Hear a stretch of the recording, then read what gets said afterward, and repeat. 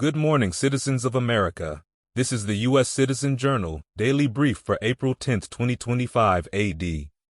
I'm here to bring you the latest news from around the world. Let's dive into today's top stories. 80 years of global trade. Today's newsletter is dedicated to putting yesterday's tariff pause, the second world historical event in a week, in context of the last 80 years. 1. EU pauses retaliatory tariffs for 90 days as Trump reverses global levies, but U.S.-China trade war intensifies. The European Union will pause its retaliatory tariffs on U.S. imports for 90 days, the bloc announced Thursday, a day after President Trump abruptly backed down on his punishing global levies. But the accelerating trade war between China and the United States showed no signs of abating, as Mr. Trump left in place his steep tariffs aimed at Beijing. Mr. Trump's move after a week of market upheaval sent indexes in Europe and Asia higher on Thursday, after the S&P 500 rallied the day before to its biggest daily gain since 2008.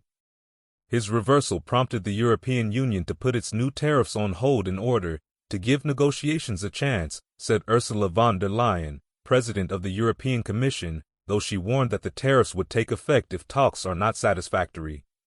Mr. Trump left in place a base tariff of 10% on virtually all imports, as well as levies on autos, steel, and aluminum. And his turnabout did not temper the greater concerns of economists, who cautioned that the full repercussions from the trade tensions between Washington and Beijing would not be felt for weeks.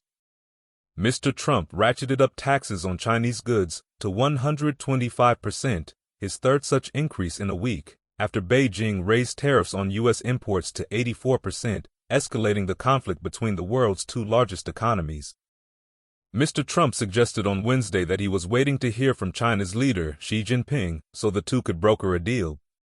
China has said it is willing to hold talks, but not under duress. China wants to make a deal, Mr. Trump said. They just don't know quite how to go about it. Source, New York Times. 2.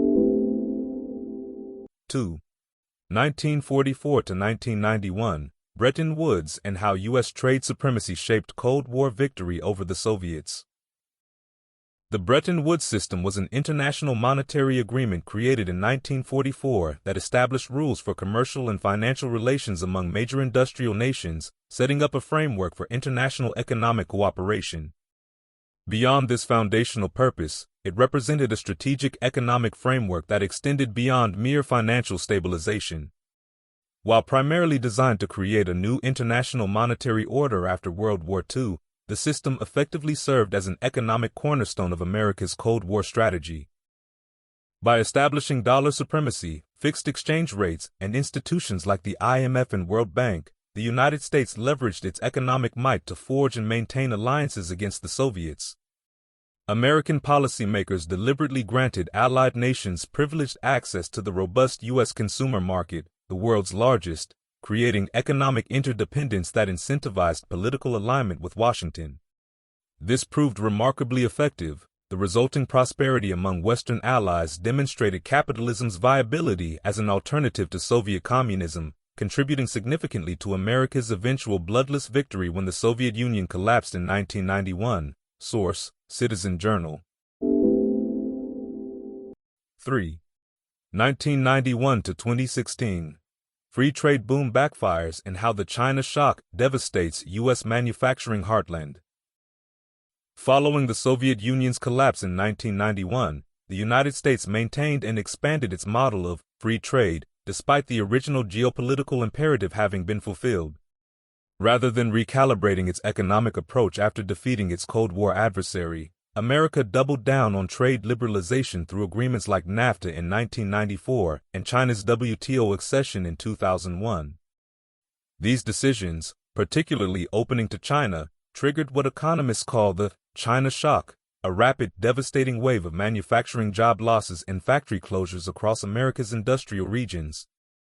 Between 2000 and 2010, the United States lost approximately 5.5 million manufacturing jobs as production shifted overseas, with the industrial heartland experiencing the most severe impacts. Communities in the Midwest and Northeast saw their economic foundations crumble as facilities that had provided stable, well-paying jobs for generations shuttered permanently. This transformation effectively ripped the industrial heart out of America, leaving behind economic devastation, opioid epidemics, and declining life expectancy in once prosperous regions, while corporations and coastal economies benefited from cheaper imports and expanded global markets. Source: Citizen Journal. 4. 2016 to 2024. Populist revolt against globalization reshapes trade as Trump pushes America first. The 2010s and early 2020s witnessed a profound political backlash against the post-Cold War global order, as communities devastated by deindustrialization found their voice in populist movements. The Brexit referendum of 2016 and Donald Trump's unexpected presidential victory that same year represented seismic rejections of what populists termed the establishment, or deep state, the political and economic elites who, after successfully orchestrating the Cold War victory, maintained liberalized trade policies that hollowed out domestic manufacturing. These populist insurgencies directly challenged the Washington Consensus by appealing to workers whose livelihoods had been sacrificed on the altar of globalization. The COVID-19 pandemic in 2020, while unrelated to these trade policies, dramatically exposed the vulnerabilities of offshored supply chains as nations struggled to secure essential medical supplies and consumer goods amid global disruptions. This crisis reinforced populist critiques of excessive economic interdependence and became a powerful justification for economic nationalism. By 2024, Donald Trump secured a decisive victory in the U.S. presidential election, campaigning forcefully against the legacy of globalization and promising to restore American industrial might through protectionist policies and America First reshoring initiatives that resonated with voters in former manufacturing regions. Source: Citizen Journal. 5. Trump's tariff suspension sparks record market rally, signals Cold War 2.0 strategy against China. Last week, President Trump implemented comprehensive tariffs that raised the average U.S. import duty to approximately 25%, a dramatic increase from the previous 1 to 3% rates that had defined America's post-Cold War trade policy. Global financial markets plummeted in response, with analysts warning of a potential worldwide recession as trade relationships recalibrated to this new protectionist reality. However, yesterday's surprise announcement of a 90-day suspension on these tariffs triggered the most substantial single-day market rally in over 15 years, inspiring conflicting interpretations of Trump's strategy. Critics suggest the administration blinked in the face of market pressure and international backlash, while supporters framed the maneuver as classic Trump negotiation tactics straight from The Art of the Deal. Regardless of interpretation, the broader geopolitical shift remains clear. America is strategically isolating China, where tariffs exceeding 100% remain firmly in place, while potentially offering preferential arrangements to allies willing to join an anti-China coalition, effectively reviving the Cold War playbook of economic incentives for political alignment. This approach raises the most consequential question of our era: whether this emerging Cold War 2.0 will remain confined to economic and technological competition, or whether mounting tensions will eventually escalate into direct military confrontation between the world's preeminent powers. Source: Citizen Journal. April 10, 1925. F. Scott Fitzgerald's third novel, The Great Gatsby, is published to mixed reviews and disappointing sales, fewer than 25,000 copies by the author's death in 1940. By the 2010s, it is routinely selling 500,000 copies a year.